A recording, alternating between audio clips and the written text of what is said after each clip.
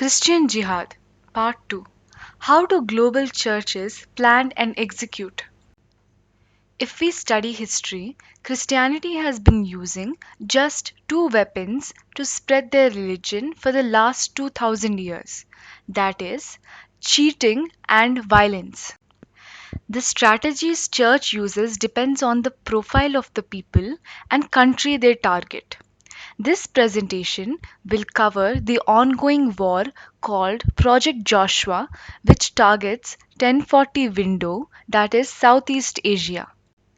Under Project Joshua, Christian Jihad uses an 8-step process to achieve the goal of establishing a global Christian nation.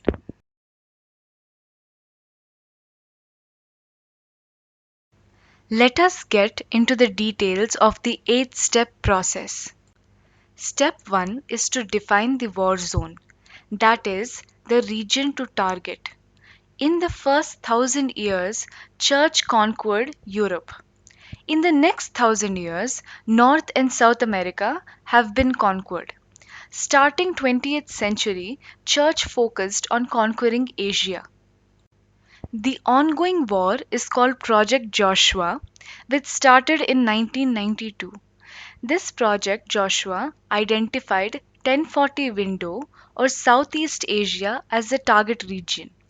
This region is the home to Eastern religions such as Hinduism, Buddhism, etc. Once the region has been identified, in the next step, step 2, is to categorize people based on some common qualities. Joshua Project classified Indians by caste and called them people groups. So, as per Joshua Project, Indian population has been divided into 2500 plus people groups. Here is an example of how people of Koiri caste or a people group has been profiled and their presence was mapped. Another example of profile and mapping of Kapus in South India. In the next step, that is step 3, a people group is studied. Their strengths, weaknesses, opportunities, and threats are mapped on Ingalls scale. What is an Ingalls scale? Ingalls scale is a graph measuring attitude towards Christianity on x-axis and knowledge of Bible on the y-axis. Each of the people groups are mapped on this Ingalls scale and appropriate strategies are defined. Ideally, the church wants people who have very limited knowledge of Christianity and extremely positive attitude towards Christianity. Church hates people such as Swami Vivekananda, Swami Dayananda Saraswati, etc., who are experts on Christianity and have a very anti Christian attitude. Any activity which changes a Hindu's mind from anti Christianity pro Christianity is called evangelism. In the next step, that is step 4, Project Joshua assigns a people group to an American or their counterpart church in India. American missionary agencies send the money to establish churches, Christian hostels, etc., targeting the people group. Money and freebies are given for conversion. Christian universities continuously research and provide new techniques to the missionaries in America and India. As mentioned, once a people group is identified and assigned to a church, church uses various evangelism strategies to convert Hindus into Christianity. Here are some of the popular strategies used for conversion. Number 1. Exploit the weaknesses in the society such as caste, regional differences. Number 2. Perform fake miracles and prayer healing ceremonies primarily targeting the uneducated. Number 3. Attend to social community needs such as digging borewells, building hospitals, orphanages, etc. Number 4. Christians have mastered the art of manipulating scriptures of other religions to show Jesus in their books. Number 5. Churches are built which look like temples. Priests perform prayers similar to Hindu prayers to deceive and minimize conversion feeling. There are many more and left to local pastors' imagination. Here is step 5. As a part of conversion process, deculturization starts. Church continuously tries to insult and make fun of anything Indian. Church promotes speaking in English and any usage of local language is made fun of. In their weekly prayer meetings, an educated looking person speaks in English and a normal looking person translates to local language.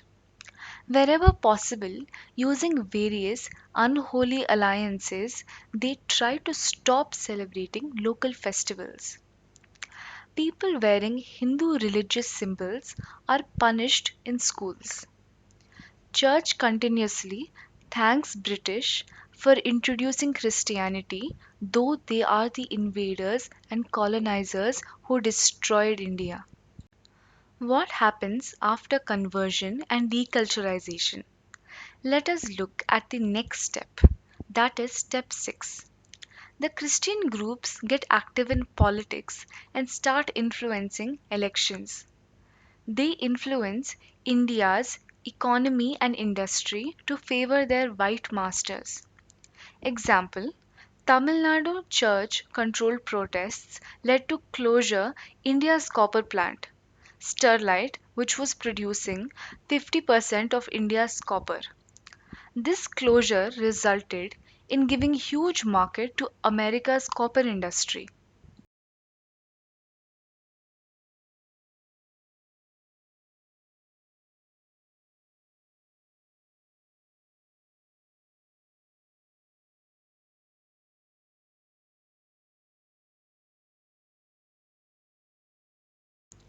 Once converted and deculturization is going on, the so formed political groups move to the next step, that is, step 7. In this step, church plants seeds of separatism and terrorism. Church tries to separate the region from India. Currently, we have Christian terrorist groups fighting for separating Nagaland from India. There are many Christian groups active in Tamil Nadu and Andhra Pradesh who are working on separating these regions from India. Here is a small list of Christian terrorist organizations worldwide. Some prominent organizations in India include India National Liberation Front of Tripura, NLFT, NSCN, many groups based out of Manipur.